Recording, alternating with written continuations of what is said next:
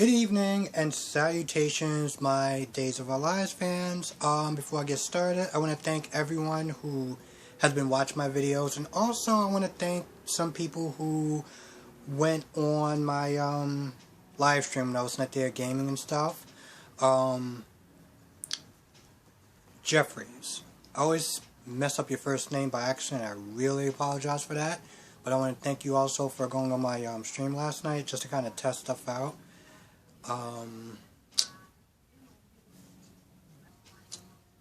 So this episode, I'm gonna be honest, it didn't really offer a lot. It didn't offer a lot and towards the very end, but we'll talk about it a little bit. We'll start with John and Marlena. John, I guess, woke up or whatever, and he was just walking around like nothing happened. Like everything is cool. Marlena's not there worried out of her mind.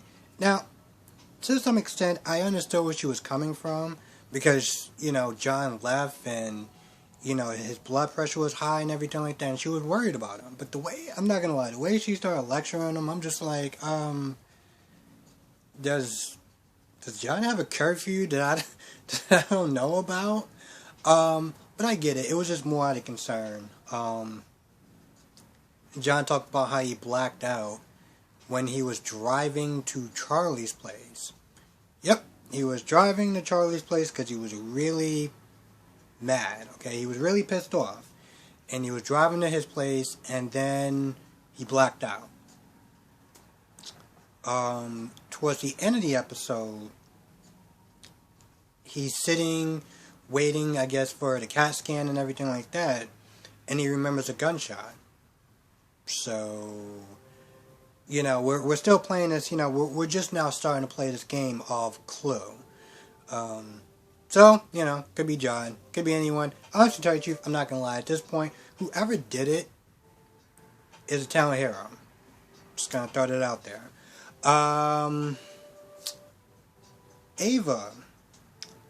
Ava was making breakfast for Rafe. He had a good time a little bit, and then Rafe was like, you didn't sleep in your bed. What's up with that?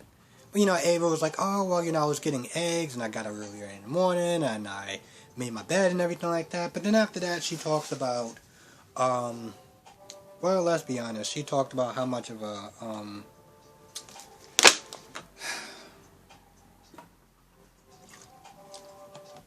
shitty mother she was. I'm sorry. I know that I can sit there and say a terrible mother, but to be honest, yeah, that's literally what she was. She was a shitty mother. And this wasn't one of those cases where she felt like she had postpartum depression. It's like she just looked at Charlie and was just like, ugh. Where's my shiny one? Where's my shiny child at? Where's the other one? I don't want this one. I mean, that's literally how she described how she treated him, She knew that, he wanted love from her. She knew that he blamed himself. And she didn't really do anything about it. Now, don't get me wrong. Because at the end of the conversation, Ava's like, she blames herself for everything that happened to Charlie. And I was like, no. No. Yes, you are a craptastic mother. Yes.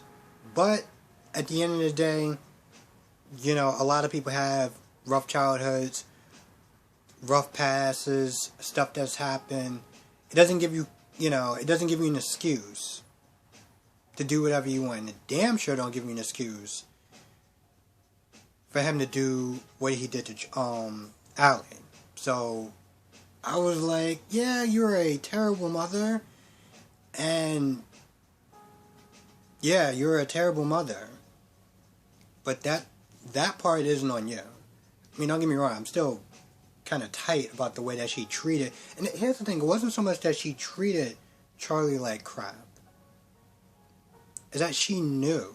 You know, this wasn't one of those things where it's like she didn't realize what she was doing until towards the end. She knew exactly what she was doing. And she knew that he blamed himself. And I'm just like, what kind of human being would do that? You know? So I felt like that was just so jacked up.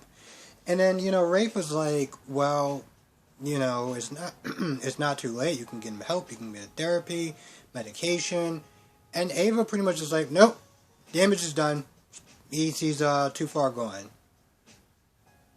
Damn, Ava, you're not even, you know, like, I mean, he is your son. You're not even going to attempt to sit there and be like, oh, well, maybe I should try to help him or, you know, something. It's like she just, you know, I was going to sit there and say she just gave up, but clearly she gave up a long time ago. Like, the minute he was born. So, that just,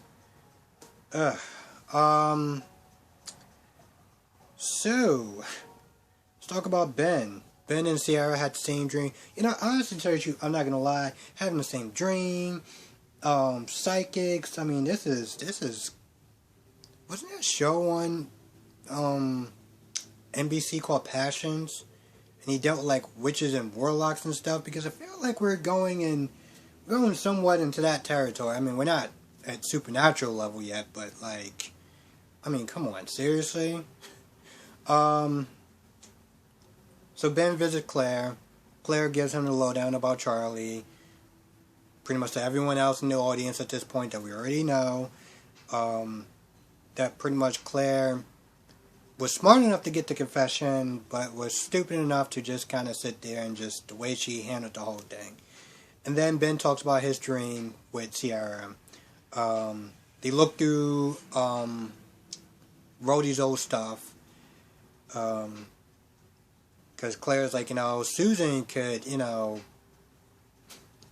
touch something and you know, find Claire. And, you know, granted, Sierra, but at this point, she's already done a lot. I mean, granted, is to, you know, advance the plot, but she's done a lot. So they look through her stuff, and, you know, Claire comes across, Alice in Wonderland, and I guess part 2 or whatever, through the looking glass or something. And that's when Ben's like, oh, I saw that book in my dream. You know, Sierra's holding it. Okay. Alright, you know what? Listen, maybe I could be wrong, but I feel like, and I keep forgetting to put this damn clip in there. Have they ever done something similar to this where like psychics and like, I don't know, anything similar to this that's just like this, I guess? Write down in the comment section below. But yeah, so they got a clue. And pretty much once they find Rhodes, then they'll find Sierra. Of course they don't know that Rhodes is dead, but whatever. Of course, Ben told Claire that Vincent is dead because, you know, he offed himself. I think their conversation ends there. Evans just seems like he just wants to do his own damn thing at this point. Evan, you know, gave her gruel because apparently this is what we're doing now. We're just giving these people gruel. And, you know, Sierra's all like, you know, Ben's gonna find me. Ben knows where I am. Well, you know, I talked to Ben. He knows I'm alive. And I was like, you know, so much for the element of surprise. Why the hell did you actually tell him that Ben knows you're alive? Why?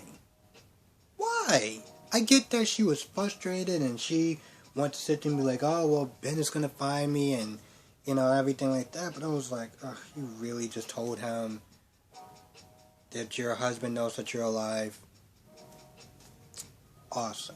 But even with that being said, you know, Evan's like, he's not gonna find you, yada yada yada. So they go back and forth. Evan gets a call from Orpheus, and Orpheus is like, listen, this is the plan.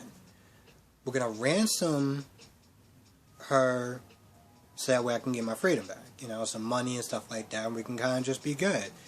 Evan's like, yeah, so that's good for you, but what about me, though? You know, I still got that whole revenge thing going on. When is that going to happen? When is that part of the plan going to happen? You know, Orpheus is like, listen, just do what I'm telling you to do. But Evans, at this point, Evans like, nope, I got her, I want her to pay, and I'm taking charge of this whole operation, and that's the end of that. And he pretty much hangs up the phone on Orpheus, and of course he starts taunting her again, and honestly, to tell the truth, I'm not going to lie, nothing really changes. He says some words, she says some words, and then he walks off, and she stands there with her Alice in Wonderland book, because, I don't know, reasons. Orpheus is talking to Clive, and he overhears something. I'm not going to lie. He overhears something. Well, he overhears the fact that Orpheus is talking to his son. Because you remember how he used to talk to his son. Because, you know, Clive was, well, he was a bastard. That's pretty much the only thing I could say about him. Yeah, he was a bastard. But, yeah, he overhears him. He's like, you know, pretty much what's going on. And, you know, Orpheus is like, yeah, you need to just mind your damn business. Well, you got some business to mind, pretty much. Clive says something, and then he walks off, and Orpheus gives him that look like, yep, I'm going to have to take care of him. He's going to have to go. He's going to have to go. It's just how it is. Can't have him running off his mouth. I don't know how much he heard of that conversation, but I felt like he looked at him like, yeah, he definitely got to go. Yep. What else? I know Claire says something about how Charlie's never going to do anything again. So, yeah, she could have been the one that offed him also. You know, Rafe gets a call when he's talking to Ava about, you know, her pretty much talking about how she's given up on her son.